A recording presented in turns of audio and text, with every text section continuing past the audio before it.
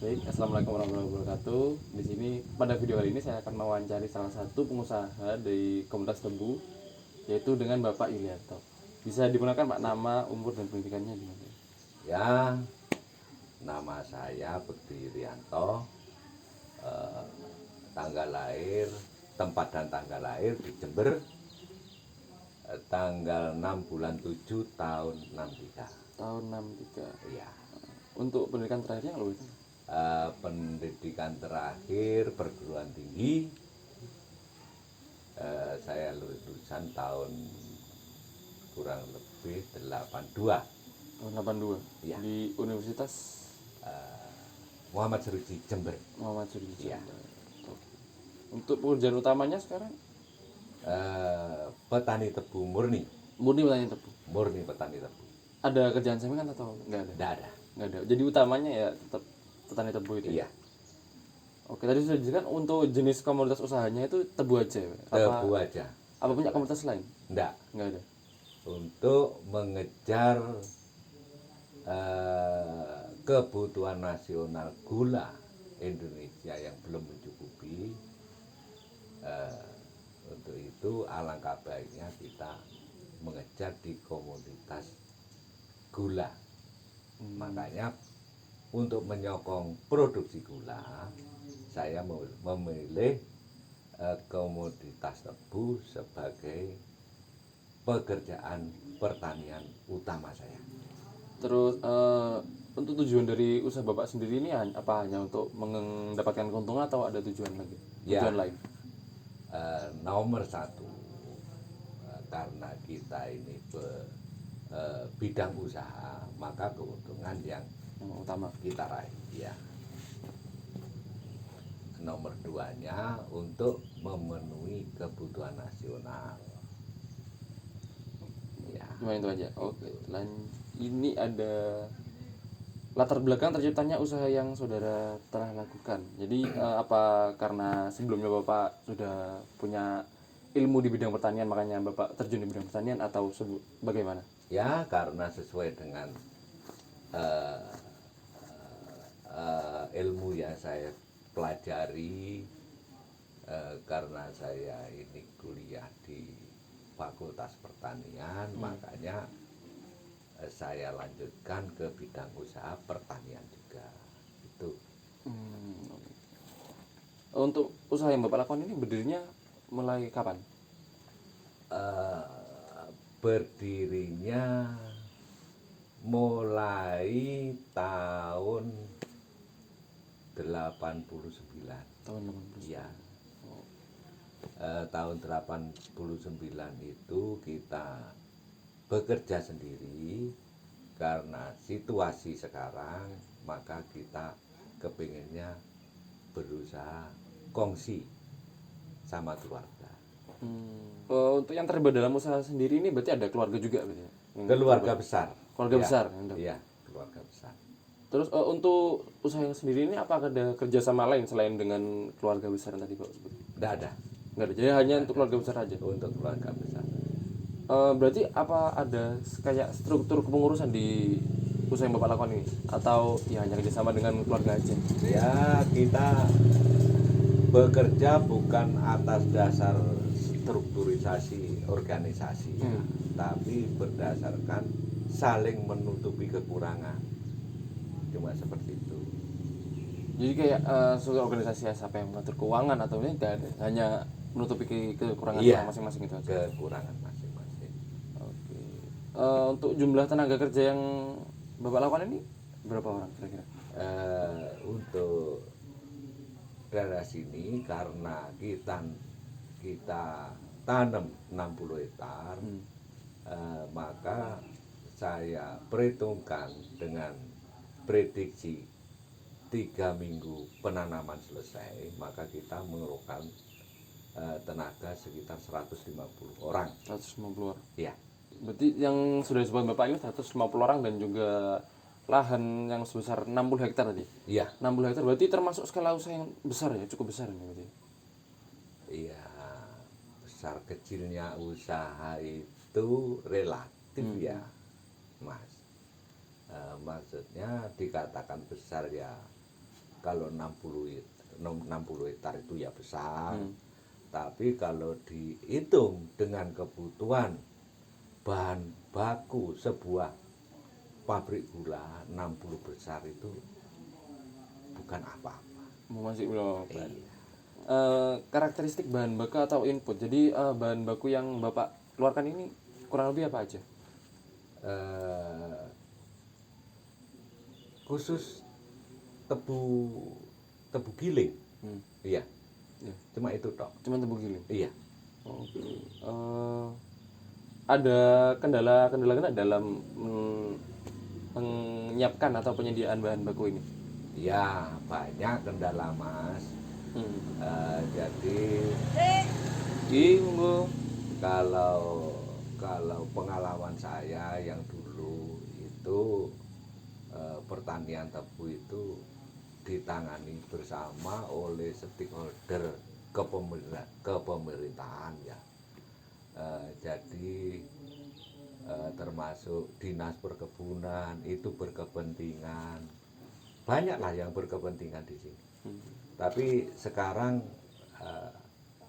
enggak tahu ini situasi karena situasi sekarang mungkin ya, jadi petani itu kayaknya dituntut mandiri, berusaha sendiri, termasuk biaya sendiri, seperti itu.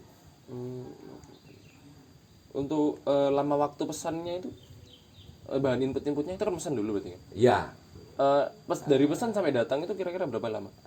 kalau bibit itu mesti sebulan sebelumnya, pupuk juga harus hati-hati ya, karena kesediaan pupuk itu kadang-kadang langka di pasaran. Jadi kita memang harus memperhitungkan itu. Berarti kan sebulan sebelum tanamnya. Iya. Untuk teknik penyimpanannya sendiri itu bagaimana? Kalau misalnya bibit itu kita beli masih kondisi berdiri ya, karena misalnya kita tanam sekarang bulan 10, berarti bulan 9 kemarin kita sudah beli tebu untuk persiapan bibit ditanam sekarang. Untuk pupuk juga gitu, kita pesen di kios-kios pupuk, apa di distributor gitu. Senyampang masih ada stok, kita bayari dulu, titip uang, seperti itu. Jadi dua itu ada bibit, Iya. ada pupuk tadi. Iya. Oke, terus bentuk output yang dihasilkan dari usaha ini berupa uang kah, atau Bapak juga dapat gula dari pabrik gula Glenmore itu apa? Gimana? Enggak. Karena sistem usaha tebu di pabrik itu mengalami perkembangan, mungkin ya perubahan. Untuk tahun kemarin itu kita dibeli per kintal tebu. Per kintal. Iya. Jadi outputnya tuh hanya dapat ya uang dari Uang. materi itu. Iya. Oke. Selama Bapak berusaha tani ini pernah ada mengalami kegagalan panen atau tidak? Kalau kegagalan sih karena tebu ini relatif tidak ada hamanya, tidak ada penyakitnya, jadi kayaknya Aman-aman. belum pernah gagal. Iya. Oh. Terus usaha tani Bapak kan 60 hektar. Jadi ada teknologi pertanian yang Bapak gunakan Ya. dalam sawah ini? Ternyata memang teknologi itu tidak akan lepas sama kehidupan manusia, termasuk petani seperti saya. Jadi sementara ini saya sudah menggunakan mekanisasi untuk pengolahannya. Tapi penanaman, pemupukan, dan nanti setelah tebangan itu masih belum sampai ke sana, masih manual. Ya. Itu.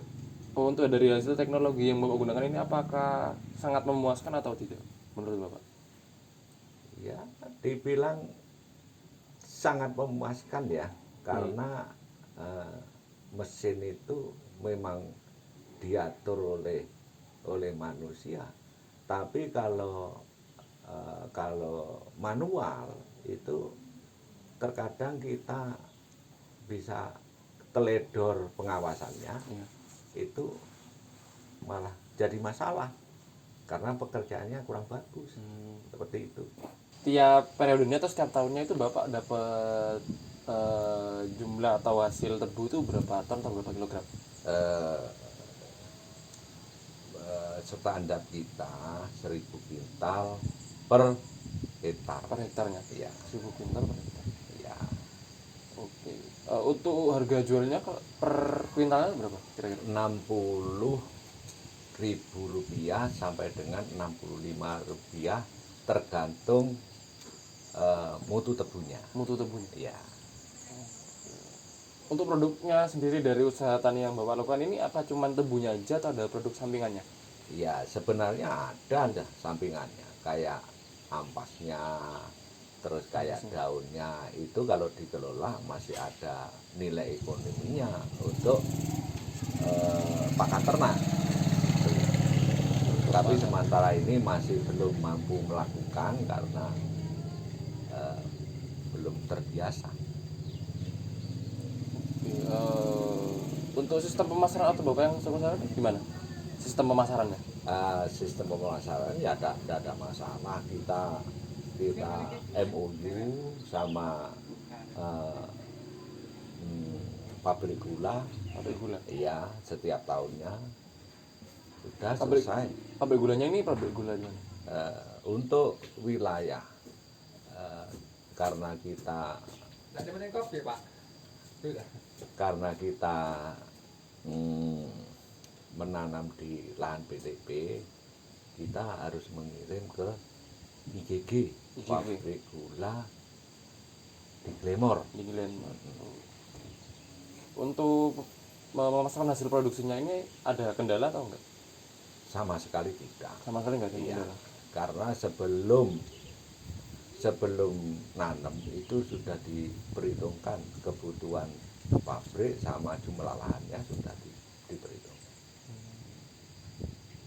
Terus untuk menetapkan harganya sendiri itu kan tadi kan ada 1 kuintal antara 60.000 atau 65.000. Itu Ya. untuk menetapkan harga tersebut itu apa dari pabriknya sendiri atau ada kita juga ikut campur untuk Ya, harganya juga?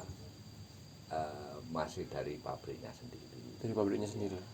Jadi ya sekian wawancara saya dengan Bapak Yulianto yang berkecimpung di dunia pertanian yaitu di Komunitas Tebu. Wassalamualaikum warahmatullahi wabarakatuh.